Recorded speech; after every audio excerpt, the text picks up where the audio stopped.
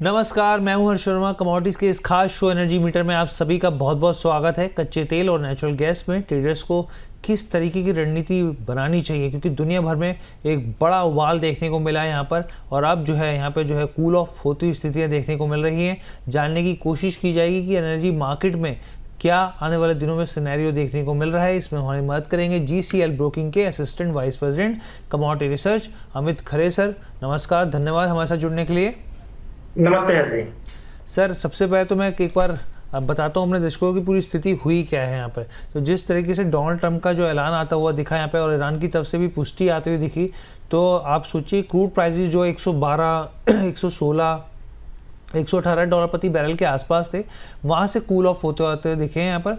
और स्क्रीन पर एक बार हम लोग भाव भी लेकर आते हैं और ख़बर भी लेकर आते हैं यहाँ पर। तो आप देखिए $100 के नीचे चले गए हैं, चाहे आप WTI की बात कर लीजिए, चाहे आप ब्रेंट की बात कर लीजिए यहाँ पे। तो काफ़ी हद तक जो है वो गिरावट आई है यहाँ पे। और इसी बीच डोनाल्ड ट्रंप का भी जो बयान आया है वो काफ़ी इंपॉर्टेंट हो जाता है यहाँ पे। उन्होंने कहा है, जो लेटेस्ट उन्होंने जो यहाँ पे ट्रुथ सोशल पे लिखा है, उन्होंने कहा है कि भाई विश्व शांति के लिए आज एक बड़ा दिन है। बहुत ही सकारात्मक पॉजिटिव जो है वो बातचीत निकल कर आई है। हम लोग ईरान के जो है रिकंस्ट्रक्शन की प्रक्रिया को फिर से शुरू कर सकते हैं यहाँ पे, और हम हर प्रकार की जो सप्लाई के लिए तैयार हैं। जो भी मतलब उनका कहने का मतलब जो भी कंसर्न्स हैं, पूरी कोशिश की जाएगी। सुरक्षा जो है वो बनाए रखने के लिए वहाँ मौजूद रहेंगे यहाँ पे, ताकि सब कुछ ठीक चलता रहे यहाँ पर। तो उनका ये मानना है कि पूरा विश्वास है कि भाई स्थितियाँ जो है वो आगे और भी बेहतर होती हुई दिखेंगे यहाँ पर। तो ये जो ट्रंप का एक ट्वीट है, वो एक लेटेस्ट ट्वीट है जो साफ तौर पे दिखाता है कि अभी फिलहाल के लिए तो भाई 2 हफ्ते का जो सीज़फायर स्थिति जो है वो पॉजिटिव दिख रही है। क्योंकि बार बार जो ट्वीट आता है तो कुछ कुछ अलग चीज़ें हो जाती है, लेकिन अब जो है एक ही लय में जो है वो ट्वीट आता हुआ दिख रहा है।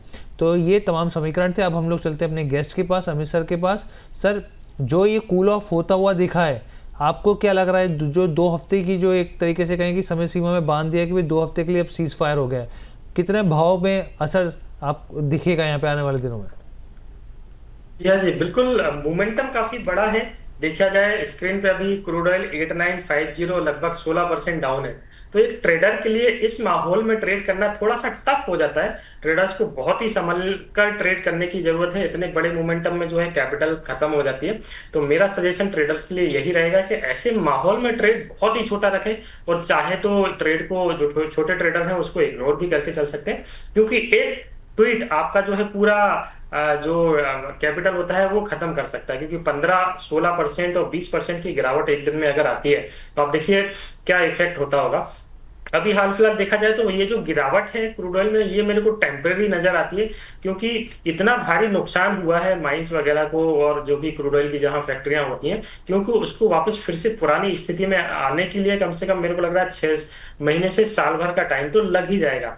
तो सारी चीजें सुचारू रूप से पहले जैसी चालू हो, इसमें टाइम लगेगा, और आवागमन में भी टाइम लगेगा, एक्सपोर्ट इंपोर्ट में भी टाइम लगेगा, क्रूड ऑयल की सप्लाई इंपोर्ट एक्सपोर्ट में भी समय लगेगा। तो मेरे को लग रहा है ये सारी चीजें सॉल्व होने में काफी लंबा समय लग सकता है। तो ये जो गिरावट है ट्रेडर्स को क्रूड ऑयल में स्पेशली, उसको एज अ गिरावट एज अ अपॉर्चुनिटी ट्रेडर्स को अभी लेना चाहिए। मेरे को लग रहा है प्राइस वापस फिर से 9500 या 10,000 के आसपास तक टेस्ट कर सकते हैं। अगर हम ट्रेडिंग कॉल्स की बात करें हाँ जी, तो जो ट्रेड मैंने बनाया है वो ऑप्शन के जरिए ही बनाया, क्योंकि फ्यूचर में 15-20% का मूवमेंट होना बहुत बड़ी बात है। तो ऑप्शंस के जरिए ही क्रूड ऑयल में ट्रेड करना चाहिए। क्रूड ऑयल मिनी का वो भी मैंने ट्रेड बनाया है। 9,000 रुपए का कॉल ऑप्शन हमको लेना है 500 रुपए से 450 की रेंज में। इसने आज लगभग 432 रुपए का लो बनाया है और 500 के आसपास अभी कारोबार कर रहा है। तो 9,000 का कॉल ऑप्शन क्रूड मिनी का, इसकी एक्सपायरी है 16 अप्रैल। खरीदारी करें 500 से 450 की रेंज में। टारगेट रखें 800 रुपए का, और इसका जो स्टॉप लॉस है वो 300 रुपए के नीचे का रहेगा। इस ट्रेड को 1 से 2 दिनों के लिए होल्ड भी किया जा सकता है।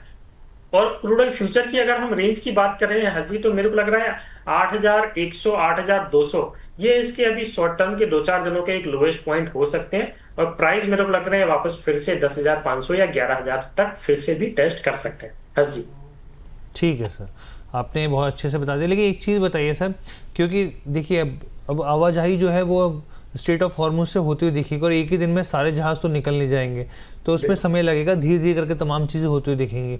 तो क्रूड के जो भाव हम लोग पहले देख रहे थे भाई 65 के 70 के आसपास के भाव थे। आपको क्या लग रहा है, अगर स्थितियाँ जो है वो पॉजिटिव रहती हैं आगे 2 हफ्ते के बाद भी, क्या ये भाव आएगा या फिर न्यू नॉर्मल जो कहा जा रहा है कि भाई अब न्यू नॉर्मल जो है वो 80-90 ही रहने वाला है?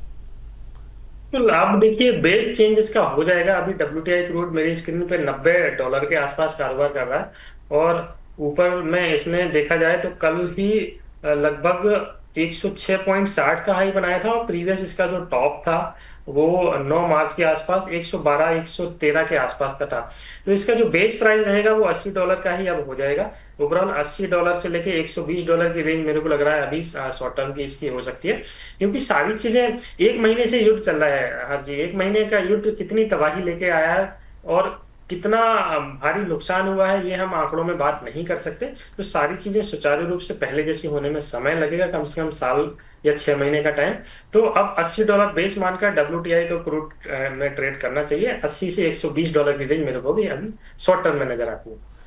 ठीक है सर, तो ये आपने हमारे दर्शकों को बहुत अच्छे से क्लैरिटी दी कच्चे तेल को लेकर किस तरीके का यहाँ पे ट्रेडिंग कॉल होनी चाहिए, क्या आपको सिनेरियो दिख रहा है, क्या एक स्थितियाँ बनती हुई दिख रही हैं। अब मैं यहाँ पर आऊँगा सर नेचुरल गैस को लेकर।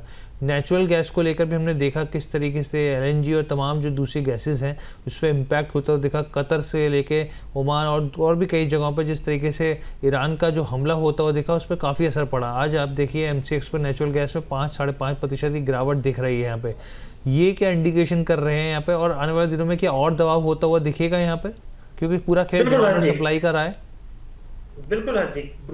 नेचुरल गैस का चार्ट बिल्कुल नेगेटिव है, और देखा जाए तो इसका जो तेजी का सीजन होता है वो दिसंबर से लेके फरवरी के मंथ का होता है। फरवरी के बाद से इसमें मोस्टली ऐसा माना जाता है कि डिमांड की कमी आई है और प्राइसेस वापस फिर से नीचे की साइड जो है कारोबार करते हैं। अभी नेचुरल गैस का प्राइस लगभग 2 महीने के बॉटम के आसपास है, लगभग 5 से 5.5% की गिरावट इसमें है। ट्रेंड नेगेटिव है, नीचे के भाव और भी हम देखने को मिल सकते हैं। मेरे को लग रहा है इसका जो प्रीवियस बॉटम था लगभग 15 जनवरी के आसपास का 248 रुपए का, ये भी ब्रीच होता हुआ मेरे को चार्ट पे नजर आ रहा है। बट अभी इस भाव पे नहीं बेचना चाहिए ट्रेडर्स को, थोड़ा सा उछाल का वेट करना चाहिए। प्राइसेस अगर 265 के आसपास मिलते हैं तो वहां पे ट्रेडर्स बिकवाली कर सकते हैं, आज नहीं तो कल तक का इसमें वेट करें। 265-267 इसके बेस्ट बिकवाली के प्राइस हैं। टारगेट रखें 250 से लेके 245 रुपए तक का, और इसका जो स्टॉप लॉस रहेगा वो 274 रुपए के ऊपर का रहेगा। जब तक प्राइसेस 270-74 के ऊपर मेंटेन नहीं हो रहे हैं तब तक ट्रेंड इसका कंटिन्यू नेगेटिव रहेगा। नीचे में अगर थोड़ा सा लंबा व्यू लेके चलेंगे तो 220 से 225 के प्राइस भी इसमें देखने को मिल सकते हैं जी। तो जो लोग ऑप्शन में जी प्लीज कंटिन्यू सर। जो लोग ऑप्शन में कारोबार करते हैं वो 260 रुपए का पुट ऑप्शन, 23 अप्रैल इसकी एक्सपायरी है, लेना है 10 रुपए के आसपास। टारगेट रखना है 2 से 3 दिनों का 16 रुपए का, और स्टॉप लॉस लगाना है 6 रुपए पर। हाँ जी ठीक है सर, तो आपने बहुत विस्तृत तौर पे पूरी जानकारी हमारे दर्शकों के सामने रख दी, चाहे क्रूड की हो चाहे नेचुरल गैस की हो। हमें लगता है कि ये पूरा एनर्जी जो मीटर का हमारा जो पूरा शो है तमाम तरह के जो हमने 360 डिग्री व्यू सामने रख दिया होगा। सर आपकी तरफ से यहाँ पर डिस्क्लेमर भी प्लीज शेयर कर दीजिए। जी हाँ जी, जो भी ट्रेड हमने यहाँ पे डिस्कस किया उसमें मेरी कोई पर्सनल पोजीशन नहीं है। हमारे यहाँ पे क्लाइंट की पोजीशन इसमें हो सकती है। मोमेंटम अभी एनर्जी सेगमेंट का काफी बड़ा है, पूरे कमोडिटी सेगमेंट का काफी बड़ा है। तो सर्वप्रथम ट्रेडर्स को जो सबसे ज्यादा ध्यान रखने वाली बात है वो रिस्क है। रिस्क का ट्रेडर्स जरूर ध्यान रखें, मिनिमम रिस्क लेके चलें, ज्यादा रिस्क ना लें, छोटा ट्रेड बनाएं, प्रॉपर स्टॉप लॉस लगाएं, और जो रजिस्टर्ड एनालिस्ट होते हैं उनका सजेशन जरूर लें। ठीक है sir, thank you so much Amit sir हमारे साथ जुड़ने के लिए। Thank you. तो ये ओवरऑल शो था एनर्जी मीटर का। उम्मीद करते हैं आपको हमारा ये शो पसंद आया होगा। फिलहाल के लिए इजाज़त दीजिए, बहुत बहुत धन्यवाद।